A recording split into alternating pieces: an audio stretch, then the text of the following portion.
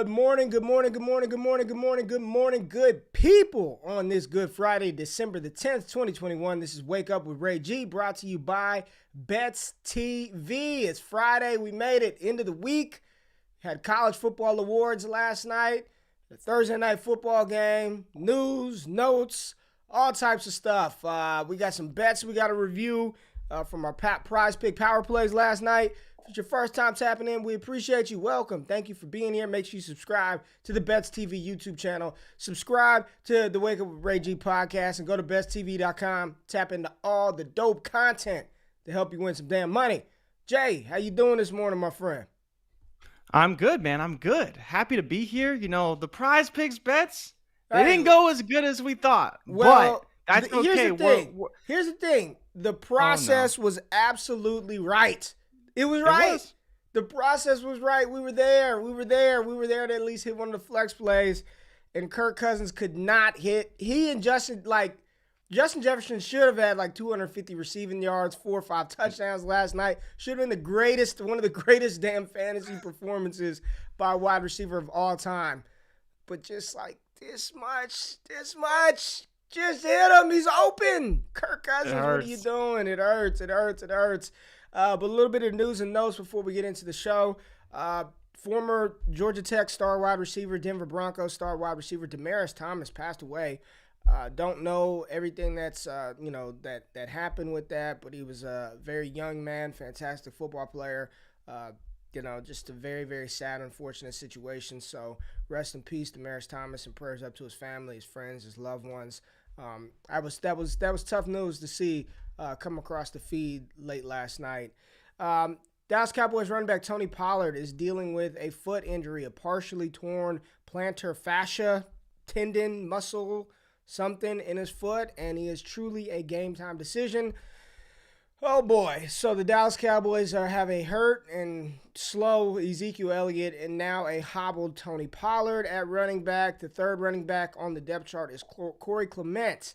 And, yes, I did pick up Corey Clement in some leagues as a speculative ad, just in case Pollard can't cut it, just in case Pollard, he's out an extended period of time and Zeke can't get it done. So if you're out there where you got waivers where you can pick up a player, maybe you grab a Corey Clement in anticipation of Tony Pollard potentially not playing in this matchup.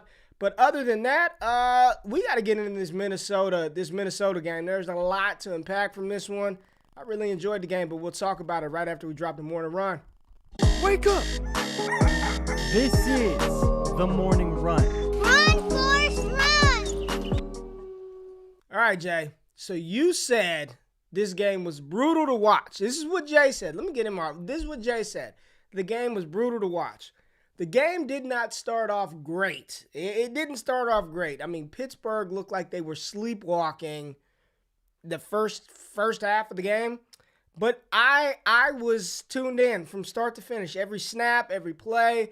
I thought it was a good game. It ended up turning out to be an incredible game towards the end because Pittsburgh brought this game all the way back. They ended up losing 36-28, but there were fantasy points galore. We talked about it on the FTN Happy Hour show, the game going over. I think it was like 43.5. Chris Meady, Brooke Cromer, and myself all took the over in the total team, total points scored. I thought it was a good game. It was riveting. It started out bad, but it ain't how you start, it's how you finish.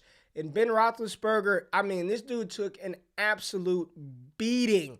Like I was like almost throwing the towel from Rocky, like throwing the towel, get Apollo Creed out of the ring because it was going to end very badly for Ben Roethlisberger. I mean, Harrison Smith teeing off on him. The Vikings defensive line, Anthony Barr was back, Eric Kendricks was back. That defense was flying around and making life hell for the Pittsburgh Steelers offensive line. But the star of the show, Dalvin Cook. 27 carries, 205 yards, and 2 touchdowns with this shoulder injury that many medical Twitter doctors said there was no way he was going to be able to play. One hit, he'd be out of the game, could potentially take him out for the season. He looked like he was not injured at all. He looked fresh. He looked explosive. He was fast, and the Minnesota Vikings were parting the Red Sea like Moses did in the biblical times. I mean, I could have, even Dalvin Cook at the end of the game, when he was talking, I believe it was was it Aaron Andrews he was talking to, where he looks at her and says, you could have ran through the holes that were out there last night. I mean, it was just gaping gaps, nobody in the vicinity, and he was just ripping off 11-yard runs, 20-yard runs, 15-yard runs.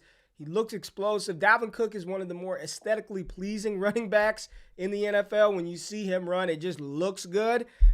He was an absolute monster. Caught a key pass on third down to sort of ice that game or get close to icing that game for Minnesota. Jay, what were your thoughts on Dalvin Cook, his performance? 205 yards. I think it's the highest rushing output or the second highest rushing output on the season. What do you think about Cook's performance last night? I think that the reports of him having a full workload were definitely true. Yes, they were. You know, coming off this injury, 11 days removed. That's why you started him. You had this, like, there was no doubt. Once they said he's going to play, he's getting a full workload, you start Dalvin Cook. But yeah, a spectacular performance from him. But like you talked about, in the first half, I don't know what Pittsburgh was doing. They weren't covering Justin Jefferson. They weren't keeping their gap integrity. They were just, I don't know, freestyling out there. And that's why they allowed 29 points in the first three quarters. I don't know how to kind of make of this game because it's one of those things, like my buddy was texting me last night and he's like, how's Minnesota going to blow it? This is when it was 23-0.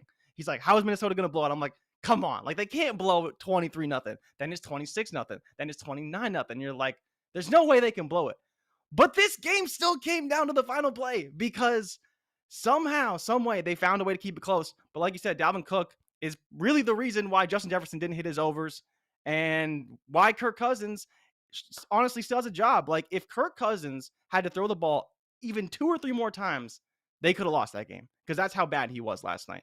Dalvin Cook, Alexander Madison saved their asses on Thursday Night Football against the Steelers because they did win that game, but they had a very, very, very close shot of losing it. Like, if the Steelers got going maybe 3 or 4 minutes earlier, they probably would have lost.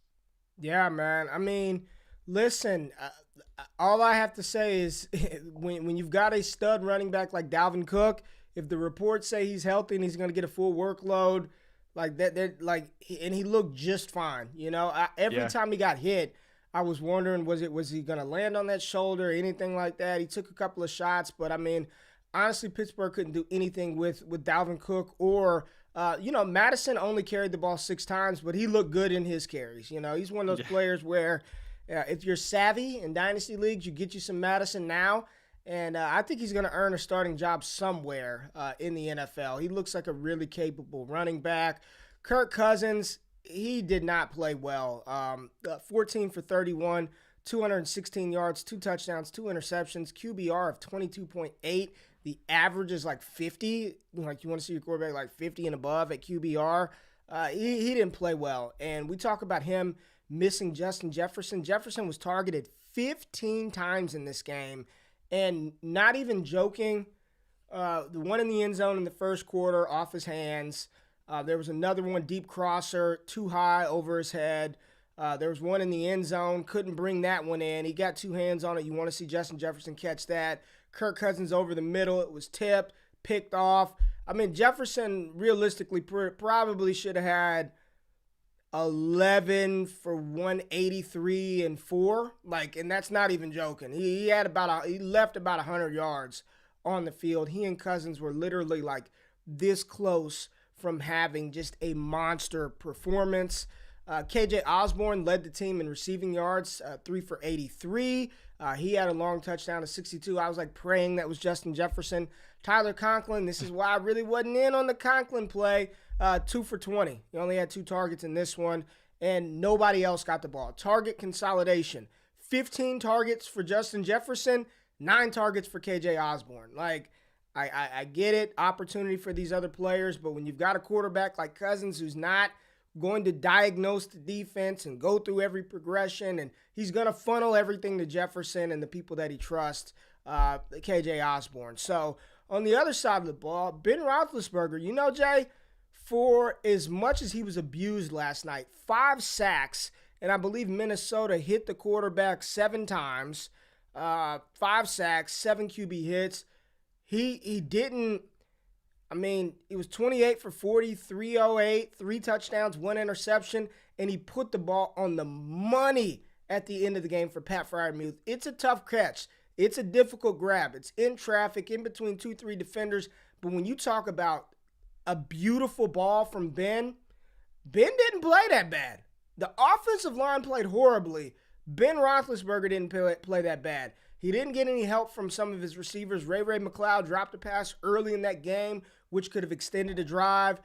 You saw a couple of other players. Chase Claypool, I cannot understate how much of an absolute idiot Chase Claypool is. At the end of the game, they're down.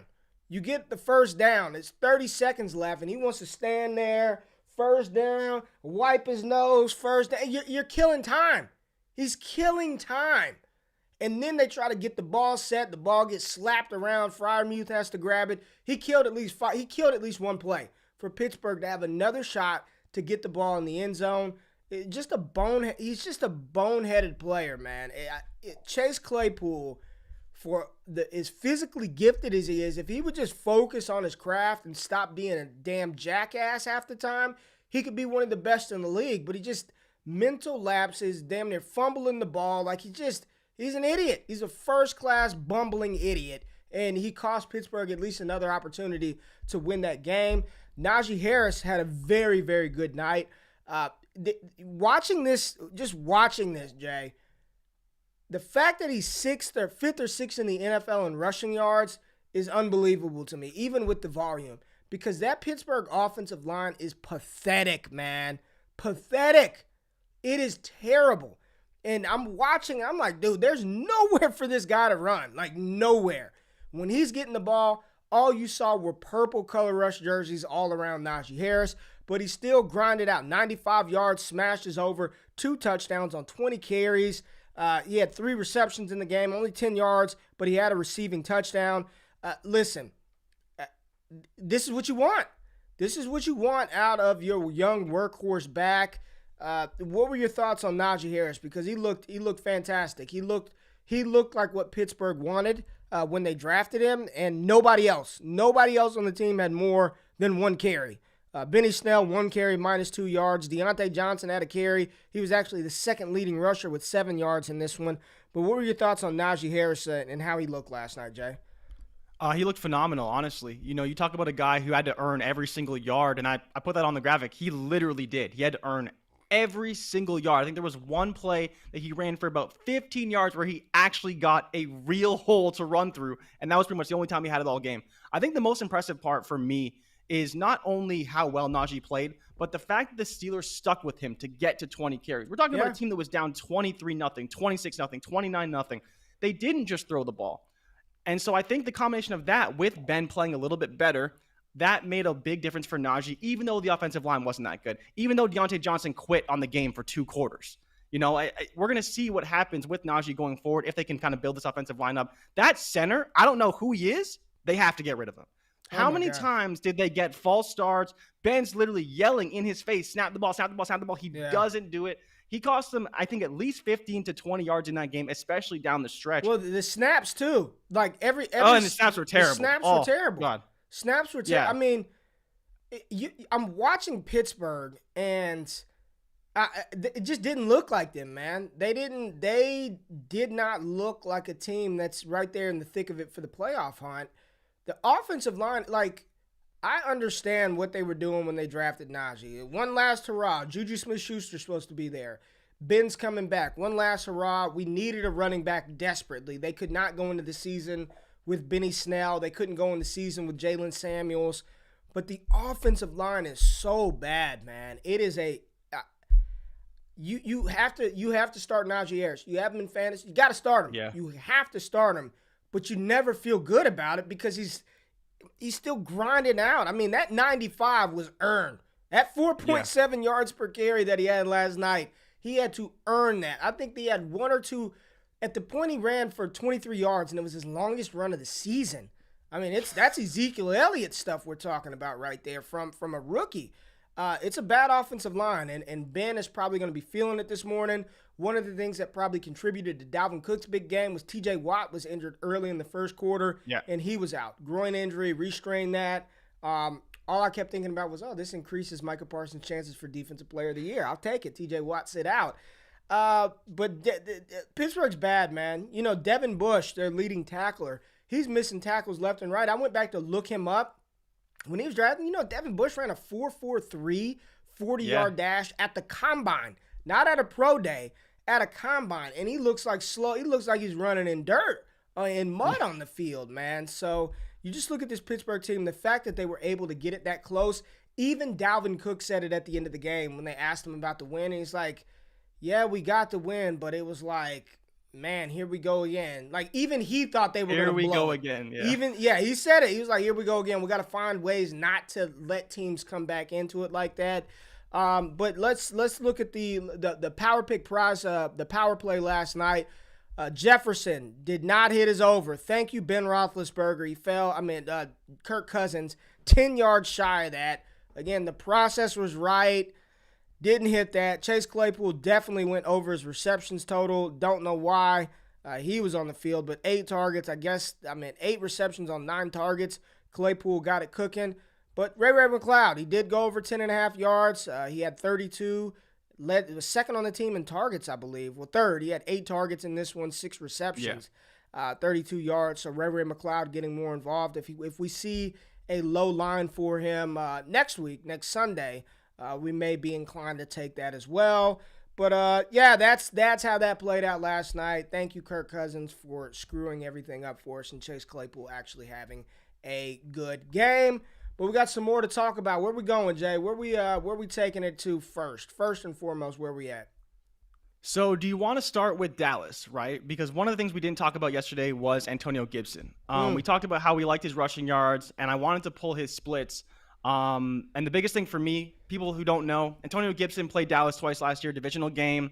He averaged 120 yards per game, 20 carries, 2 touchdowns. 120 yards and 2 touchdowns against the Dallas Cowboys in 2 games last season.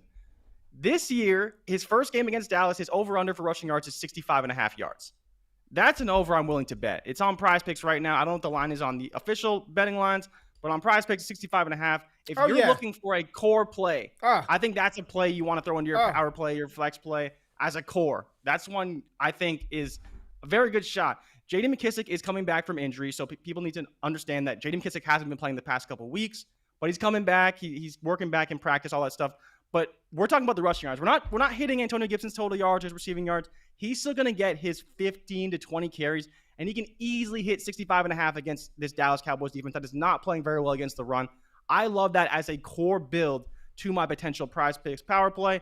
And I think it's one of the best value bets on the board right now. Ray, how do you feel about that? I got it. I just so we're gonna do this. I'm gonna lock it in, and then you can tail our picks. What's the link, Jay? I'm gonna keep asking you. It's on bets.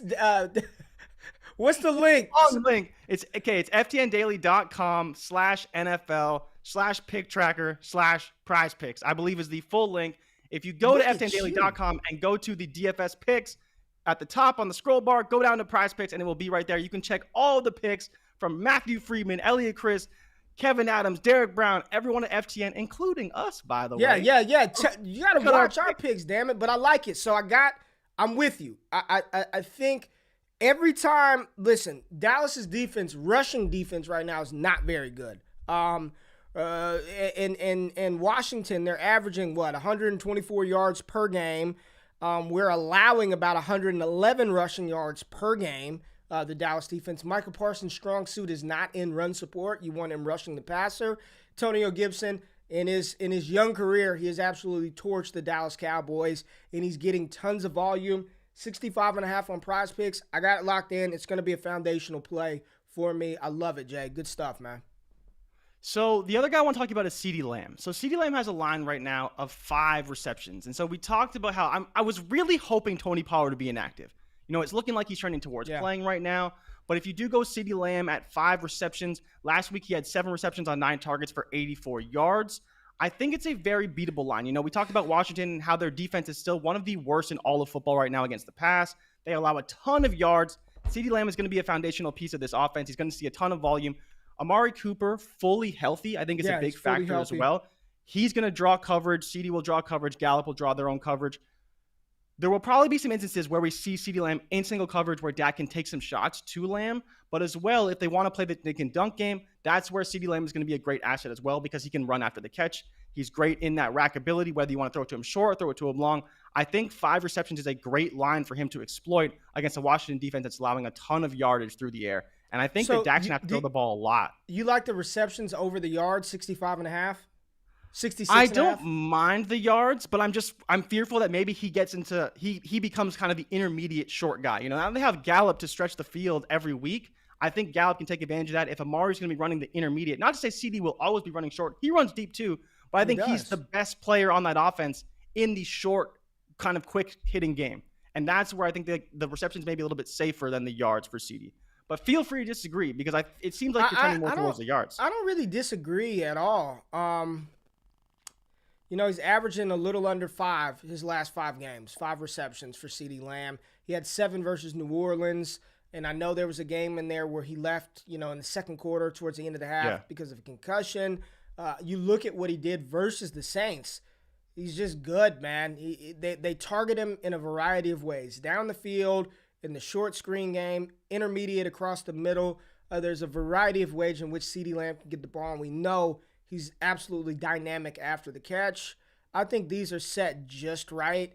I'm going to hold off locking those in. I don't have that conviction at this moment like I do with Antonio Gibson and his rushing prop. I will tell you this, and I'm going to check because a lot of people sleep on Prizepicks. You can look at some of the defensive plays. I would love to see if there's something for when they post it, Micah Parsons to get a sack in this one. I'd love to see where his sack totals are. But Heineke, a quarterback who likes to run around, hold the ball, kind of gunslinger, I think the defense could have a big game. And Micah Parsons probably extends his streak to games with the sack to number 6, putting him at 11 on the season, pushing for that rookie record. But I'm with you. I love Antonio Gibson. We are going to lock that in. Let's go ahead and do the lock-in noise. Let's do the lock-in noise for Antonio Gibson. That is locked and loaded. I got that in there. We'll put that over there in the pick tracker on, what is it? Bets Daily? Bets Daily. FTN Daily. FTN Daily. All right. Tampa Bay versus Buffalo. We got the Bills versus the Patriots. This is going to be a good one, man. This is going to be a good one. Tampa is favored. Bills versus the Buccaneers. Mr. Oh, did I say the Patriots? Tom Brady. Did I say the Patriots? Oh, you did. Shit, I'm sorry. You did. My bad. I was watching the Tom Brady documentary last night. I was watching the Brady documentary, so Patriots are in my mind. Great documentary on ESPN Plus, by the way. But the Tampa Bay Buccaneers, oh my God. I meant Mac Jones, the Josh Allen versus the new Tom Brady, Mac Jones. The Buffalo Bills versus the Tampa Bay Buccaneers. Excuse me, Tampa Bay is favored by 3.5, over under 53.5, and the Bills are coming off of a loss in a blizzard / tornado / hurricane where they just got ran down their throats by the New England Patriots for a victory. So Bills need this win, man. What are they, 7-5 on the season right now? They need this win. I mean, this is a potential Super Bowl matchup. A lot of people think the Bills are the favorite to come out of the AFC, or were the favorites to come out of the AFC. Tampa Bay is coming up of, it was an up and down performance versus Atlanta. They got it done. But this is a home matchup in Tampa, in Tampa Bay. And Vegas is expecting a shootout. I mean, 53.5, the over-under for the team totals. Chris Godwin coming off of a monster performance. What do you have, 15 receptions, Dave? 15 damn receptions. Last week, his over-under set at 68.5 receiving yards. He had 140 last week. Gronkowski set at 47.5. I think this is what you want to play. I think this is the game you want to exploit because I do think there are going to be points to be had. We know that Tampa Bay's front 7 is really good. But you know why that doesn't matter? Because Buffalo doesn't want to run the damn ball anyway. So it doesn't matter about Zach Moss and Devin Singletary and Matt Breida. The only running back that matters is Josh Allen, who will get his. He will have some opportunities to get his, but they are going to throw the ball. Dawson Knox, Stephon Diggs, Gabe Davis, Cole Beasley, they're going to throw the ball, and we know that Tampa Bay wants Tom Brady to win that NFL MVP, so he's going to chunk the ball around all over the field. I believe they're just going to do what they do. Remember we talked about, do teams cater to what other teams don't do well? and try to exploit that, or do they just do what they do well? In Tampa Bay, we know Leonard Fournette is having a great season, and we saw the New England Patriots just bludgeon them on the ground, but Tampa Bay wants to gut you through the air, and I don't think they are going to deviate from that game plan. I do think they're going to throw the ball around on Buffalo. No Tre'Davious White. You can exploit some of those young cornerbacks. I think Godwin has a big game. I don't think Buffalo has anybody to deal with Rob Gronkowski. Go ahead and bet a touchdown for Rob Gronkowski. I don't know what the juice is on that, but Gronk's going to have a big game. Tom Brady's going to go off, and I think the Buffalo pass catchers, that's what you want to invest in this matchup. Jay, what do you like here? So I like what you said there. And so I want to let people understand one of the reasons why I really like the Buccaneers in this game. Stephon Diggs is over under 72.5 yards. It's a good number. I don't love it because the thing for me is I think I have a better understanding of where the targets and receptions will go on Tampa Bay versus on Buffalo. We love Stephon Diggs, but he's been kind of a disappointment and not getting the volume we've expected to see from him. But kind of getting back to the Buccaneers, Tom Brady's over-under for passing yards is 297. The highest total of his top 3 targets is Chris Godwin at 68.5. Mike Evans is like 56.5, and Gronkowski's at 47.5. All those numbers to me are too low. They should all be higher. So at the end of the day, if you're going to bet on a player like Tom Brady, you want to bet on his pass catchers. Chris Godwin, 68.5, coming off 15 reception, 140-yard game. That to me is basically free money. That's another one that I want to have locked in with my Antonio Gibson. I love Chris Godwin over 68.5, and I love Gronk too. Gronk at 47.5 receiving yards. He's hit it the last 3 weeks. We talked about it last week. Last week I told you he's been getting the volume. He's been over 8 targets every game. Did you know, Ray, since 2015 with Tom Brady against the Buffalo Bills, he averages 8 targets, 4 receptions, and 74 yards. These are 2 guys who know how to beat the Buffalo Bills better than players on the Bills team themselves, because that is how many times they have played Buffalo. That is how many times they have beat Buffalo. And I fully expect Tom Brady and Rob Gronkowski to do it again for probably the 30th time now that they've beat the Buffalo Bills. I just don't see a scenario where, unless Josh Allen has a spectacular game, that he can possibly beat Tom Brady in this offense. The defense is what it is. We know they're not the best defense for Tampa right now, but I don't think the Bills defense is much better anyways. Because you see, look at the pass. Yeah, if you want to talk about Josh Allen, his over-under, 28.5 rushing yards. I like that number a lot. He's hit it in his last 2 games. He's been running a little bit more. I think this Tampa Bay defense is going to be on his ass the whole game long. When that happens, he's going to have to run. They're not going to be as smart to contain him the way the Patriots did last week. I think he's going to have more opportunities to run. But then talking about the pass catchers, I think I'm actually leaning Cole Beasley in this game if I was going to take any of them. Beasley. I think that he's going to – he didn't have the best game last week, but I think that's where there's going to be opportunities is kind of underneath to Beasley. Diggs will get his. We'll see how Emmanuel Sanders fits in. Maybe we see some more Gabe Davis. But I'm kind of leaning Beasley. I need to look a bit more at the splits, the target distribution to see where it goes. But I think that's where you can beat Tampa Bay is kind of the dink and dunk game, short passing game. I think that's what's going to be effective for them because Russell Gage last week, I think he had 12 receptions for like 140 yards. Yeah. We know he's not a deep threat. He's more of a dink and dunk, intermediate type of guy, and that's where Beasley can take advantage. He went off. And one more time, over under 53.5. They're projecting this to be a shootout. Tampa Bay. Do you think Tampa Bay covers this one? Do you think Tampa Bay just flat out beats Buffalo? If they beat Buffalo, what's Buffalo's record right now? They're 7-5, yeah. 7-5 and 2 games back in the division. And I believe right now they are 7th in the AFC. So that in itself is not good. This is close to a must win game for Buffalo as they're going to get. They need to pull this off. I'm with you. I think Tampa Bay is hitting their peak and getting in form at the right time. I'm with you on Rob Gronkowski, 47.5. I love it. There's so many options that you have to defend, right? You've got Mike Evans on one side who, say what you want, he commands full attention from a defensive back, and a safety's probably going to be watching that. You got Chris Godwin. The difficulty with him is he can play outside, but they kick him down at the slot, which forces one-on-one coverage on him, right? And then you've got Rob Gronkowski versus a linebacker versus a safety. Tremaine Edmonds. Matt Milano. Rob is going to feast, man. Gronk is set up really well in this matchup, and we know Tom Brady is going to target him early and often. He's looking healthy. He's big as hell. He's lumbering. It's Rob Gronkowski. He's got oven mitts for gloves. I'm with you. I like Rob over 47.5, and I love Chris Godwin over 68.5. I think I would lock both. It's not even a thought. I mean, I have him locked in right now, along with Antonio Gibson. I'm building this with y'all, folks. I need 2 more. I'm building this flex play with y'all real quick. Again, the Buffalo side, I don't want anything to do with the running backs. No, thank you. We put it up. Josh Allen, 28.5. He's going to lead this team in rushing. Is he going to get 28.5 rushing yards? You know my thing with QB rushing props. I'm looking at the linebackers. Do they have the speed to contain a player like this? This is one where I'm a little concerned because Devin White and company can fly. And I don't know.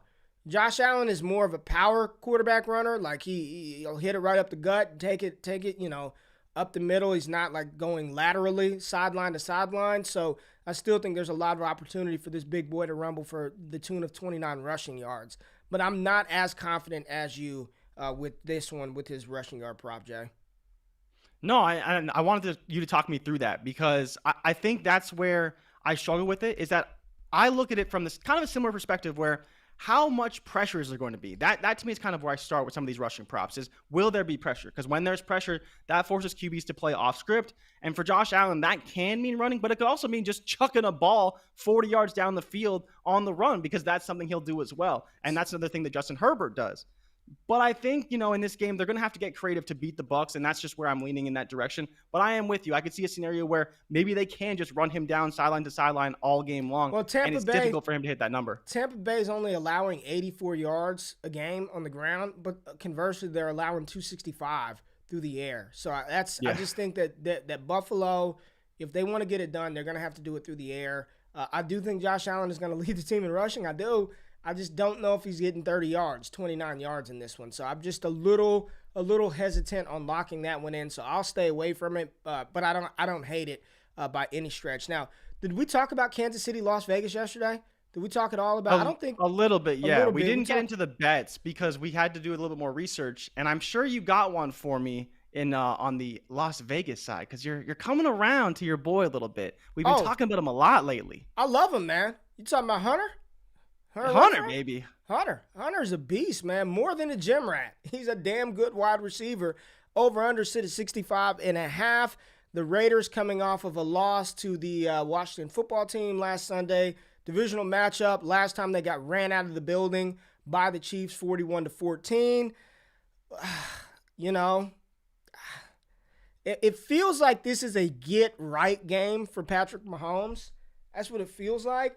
Hunter Renfrow's been balling, though, like over the past, what is he doing? Over the past 5 games, Hunter Renfrow's been, let's see, what's he been over the past 5 games? 72.2 receiving yards, had 102 versus Washington, 134 versus Dallas, 30-yard performance versus Cincy, 46 and 49.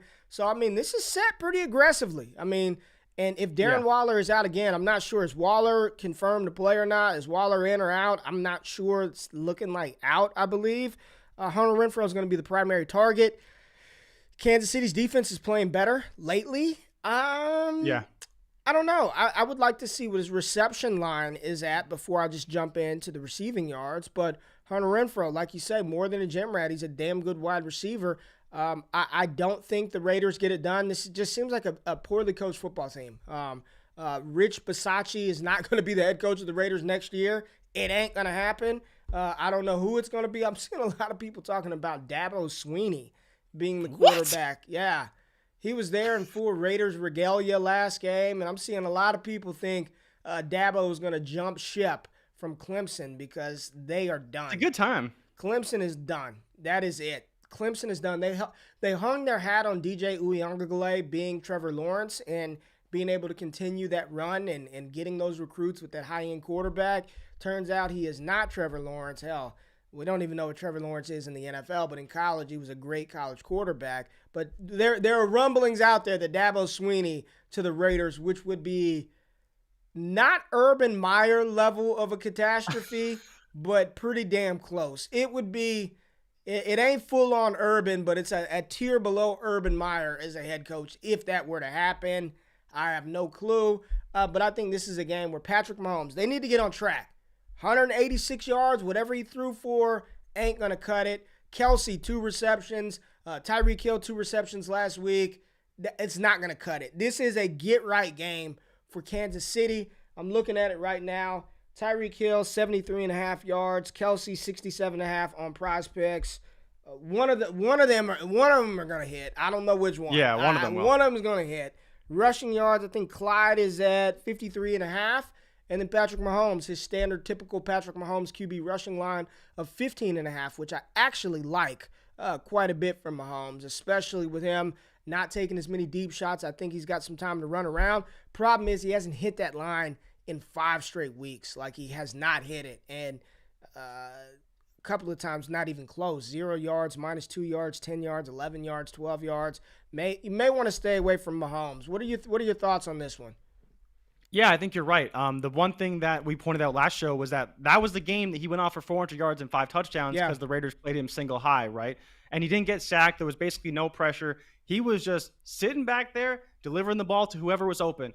Whether it was Damian Williams, whether it was, I guess Clyde didn't play on the game, whether it was Damian Williams, Tyreek Hill, Mecole Hardman, DeMarcus Robinson, Travis Kelce, didn't matter. 400 yards, 5 touchdowns. His only 400-yard, only 5-touchdown game of the season. I don't know if it'll be that crazy, but I'm not expecting a lot to change, So that's the reason why you think about, from a game script perspective, running it back with a Hunter Renfrow, even at 65 yards. The biggest difference with Hunter Renfrow over the past 2 games when he's gone over 100 is that his average depth of target is through the roof right now. It's over 9 yards per target. And so that's the biggest difference, is that he's still catching a very high number of targets, 70, 80%. But his average depth of target is 9, 10 yards. I believe 2 weeks ago was 11 yards. The past week it was about 7.8 yards. So again, averaging 9 yards per target versus the 4 yards per target he was seeing before. That's why he's sitting in the 30, 40, 50-yard range, because he keeps getting tackled by linebackers. Now he's running these intermediate routes, filling kind of that Darren Waller void. He's still out of practice, so he's not necessarily expected to play, but we'll see what happens with him. But if Hunter Renfrow does have that kind of intermediate role again, he could easily get the 65-yard number. And I know that our gracious CEO, Kevin Adams, got it at 60.5. So I'm sure he feels pretty bullish about that number right now, yeah. Oh, man, that's nice. That's nice. Yeah, I mean, Jeff Ratcliffe, he's got some dope wide receiver cornerback matchup tools on ftnfantasy.com that you can use and kind of look at these games. I'm trying to see. Right now, Tyreek Hill versus Nate Hobbs. Yuck. Yeah, I'm not even – yeah. Hunter Renfrow probably matched up against L'Jarius Sneed, who's been playing well, but Tyreek looks like he's got a plus matchup in this one versus Nate Hobbs, who I honestly have never heard of before. So I think I like Tyreek Hill, man. This is a get-right game. I mean, Ratcliffe was spot on. Justin Jefferson, 75.5 yards. He hit that. I mean, Jeff was right on. He's one of the sharpest dudes in the game. So if you're not a part of the FTN Fantasy crew, make sure you go over there, use that promo code ALLGAS, and use some of these fantastic tools. Based on this, Jay, I think I might dive into some This is truly, I think, even if they play 2 safeties over the top, Jonathan Abrams is one of the safeties for the Raiders. He is not good. He is terrible in pass coverage. I think Mahomes is going to have a big game. He needs this. This is a divisional matchup. Kansas City needs this one. So I like some of the plays in here, and I can't wait till we get to your Jay Rich Prizepicks flex plays of the week. But we got to talk a little San Francisco 49ers at Cincinnati Bengals. After winning 3 straight coming into the Seahawks game, it started to seem like the 49ers had turned the corner, and they were legitimate NFC contenders. And no, I don't think so. I don't think they're legitimate contenders. They need to give Trey Lance a shot at this point, right? Cincinnati Bengals just got destroyed by the Chargers at home, so they're trying to bounce back after a loss. You got 2 teams trying to bounce back, still trying to hang in there, figure out their way in the division. Right now, Joe Mixon has an illness that's non-COVID related, so we're looking at the Joe Mixon flu game. Let's fire up Joe Mixon, play him anyway. Elijah Mitchell is all kinds of banged up. I mean, it's, concussion, it's back, it's leg. Mitchell's on the injury report every single week. When he's on the field and he's getting the volume, he's fantastic, but, he's one hit away from limping off on the sideline. Deebo Samuel out this week. Both defenses sort of middle-of-the-road type defenses. Jimmy Garoppolo, over under 230.5 passing yards. George Kittle That's a line that we do like. What are your thoughts on George Kittle?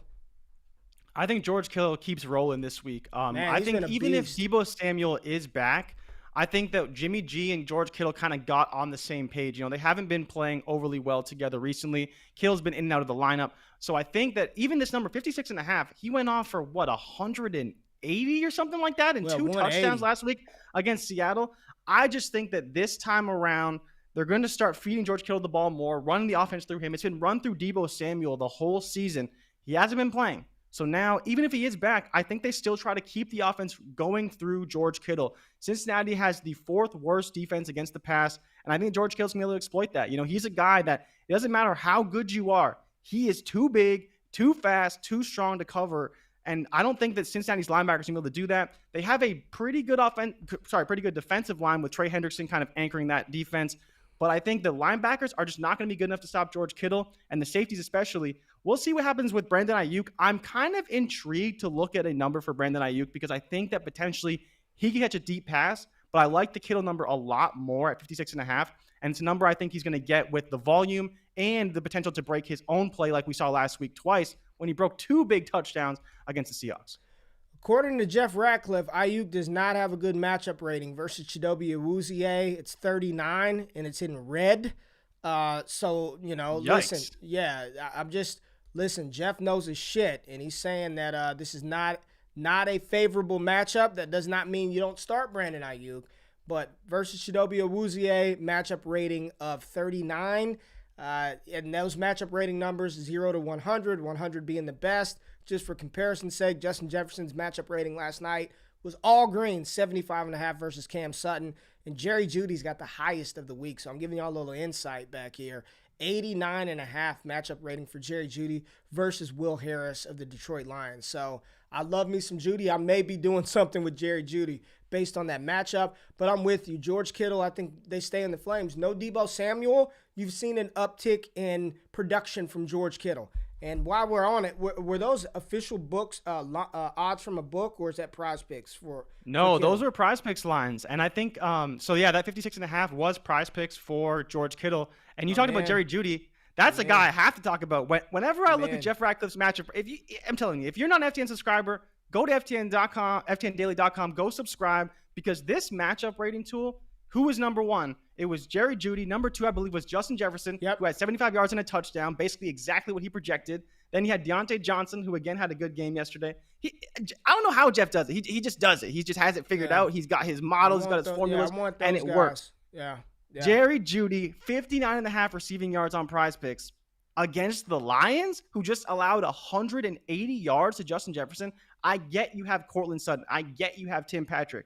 But he has a great matchup this week, and if there's one thing we know, Jerry Jeudy is waiting to explode. Ever since he came back off injury, he's been playing pretty well, but they've had a lot of tough matchups back to back to back. We're going to see a lot of Javonte Williams. We know that he's going to destroy the Lions. But even at 60 yards, I think that Jerry Jeudy is just a one-play guy who can do that no problem against the Lions, whether it's a screen, whether it's a deep post, whether it's a slant. We know that Jeudy can hit that on one play or hit it in 2 or 3 plays. It's just going to be a matter of how much volume does he see. He's been seeing, 6-7 targets the past few games, and I think that this is the game where he can actually take advantage and make a really big play. The Lions are allowing 250 passing yards per game and 26.3 points per game. Denver's defense is great and probably going to have a lot of short fields. I like Jeudy a lot in this matchup. Look at you, man, just diving into the Jerry. Look at that, Jerry Jeudy, just diving into that. Get it, baby. Well, you want to look at your power play, a flex play? You want to take a look? Want to give the people the flex play? Let's give it. This is Jay Rich. Jay Rich, Prizepicks flex play. What we got? All right, we got a little George Kittle over 56.5 receiving yards. I like it. Chris Godwin over 68.5 receiving yards. I like it. We got Josh Allen over 28.5 rushing yards. Don't hate it. Don't love it for me personally. Antonio Gibson over 65.5 versus the Dallas Cowboys. I love it. And Rob Gronkowski over 47.5 receiving yards. I love it. Jay, I think you got, man, you only need to hit 3 to be profitable. So I think you're going to be solid with this one, man. This is a good one. Go ahead and explain the process for us. You like this? Do you think all 5 hit? Are you confident? I think you got a good one here. I see 4 or 5. The only one I'm iffy on is Josh Allen. Yeah, so I like 4 or 5. And so the biggest thing for me, and it's kind of more the DFS philosophy, is that when you stack a certain game, let's say you stack Tom Brady and you stack Chris Godwin and you stack Rob Gronkowski together, that's, your core plays. But then one of the biggest philosophies in DFS is a run back, and you run it back on the other team. Who's your run back going to be? And a lot of times it's the other team's top running back. In that case, for the Buffalo Bills, that is Josh Allen. So if I'm going to say I'm all in on Tom Brady, all in on the Bucs to have a ton of yards, I'm going to come back and say Josh Allen's going to have to throw the ball a ton. He may have 300 passing yards, but he may also have 50 rushing yards. I think that this 28.5 is a very beatable number for Josh Allen, a player who we've seen rush for 40 yards. We've seen rush for 50 yards. It's just going to come down to how does the game play out. I expect Tampa to be up a lot in this game. And that means Josh Allen will, he'll cock back and throw it a ton, but I think he's probably going to have to run the ball a bit too, because as the game gets further and further away, those lanes to run are going to be open more and more and more. So to me, that's why I like Josh Allen to run for those 30 yards. Like talking about Kittle, I like that number. It's really low for him. Godwin, way too low. Then you talk about Gibson, 65.5 for a guy who averaged 120 last year. Yeah. And then Gronk talked about hit it the last 3 weeks. And it's a bet that we placed last week on top of that. I'm rolling with Gronk again this week. I really like those numbers. It's really just going to come down to Josh Allen versus the Bucs this week. All right, I'm going to throw out a couple out there. Just want to get your thoughts on it. Russell Gage, 48.5 versus Carolina. News came out that Stephon Gilmore is not going to be a full-time player for Carolina. He's going to have his snaps limited.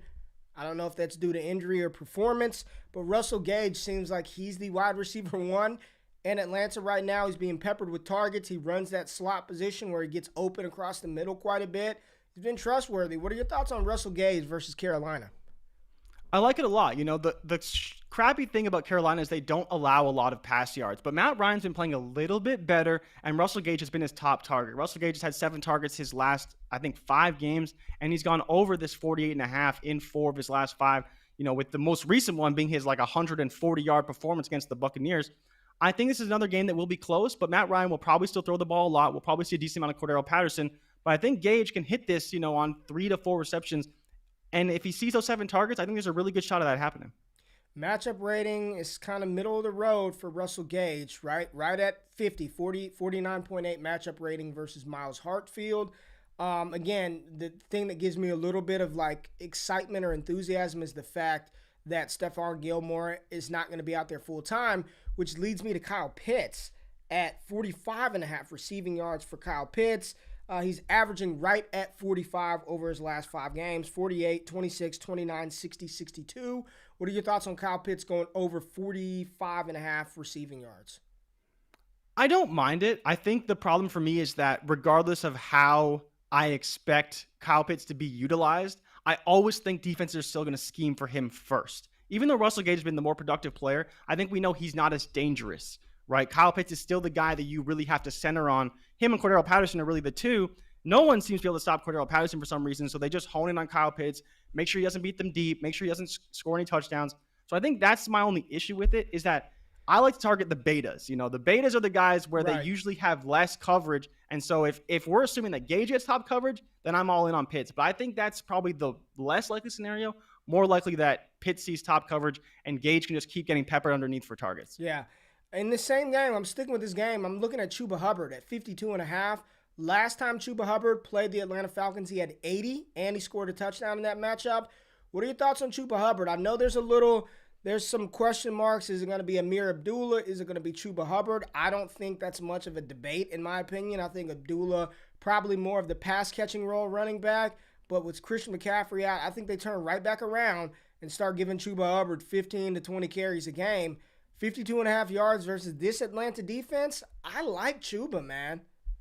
Yeah, this should be an easy play for me. Chuba's a guy who can break it on one play. There's one thing we do know. He's got that track speed. We saw it at Oklahoma State. We've seen it in the NFL.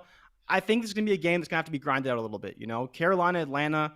Is Atlanta going to score a ton of points? We'll see. Cam Newton, don't love it, right? So I think it's going to be a game where it could be really close, which lends itself to a lot of carries for Chuba Hubbard. So at that 50, you said it's 52.5, right? 52.5. I think there's an opportunity for, 20, even potentially 20 plus carries for Chuba in a very close game where they lean on him. Maybe Cam steals a few carries, which is really the only downside. Is in the previous games, we had Sam Darnold. Now we have Cam, who will take a few carries in the read option game. But as well, he will open up some holes for Chuba in that same read option. So I do like it. I like that combination. I think it's a great fit. And I think it may even be better fit from a running perspective than having Christian McCaffrey and Cam Newton running that same read option. Well, yeah, and I guess it goes back to Cam Newton. What Cam are we going to get? What Cam are we going to get? Is he going to freeze linebackers to help out the running? I think Chuba can hit it. I'm just a little he should be able to get that as the lead back, right? He should be able to.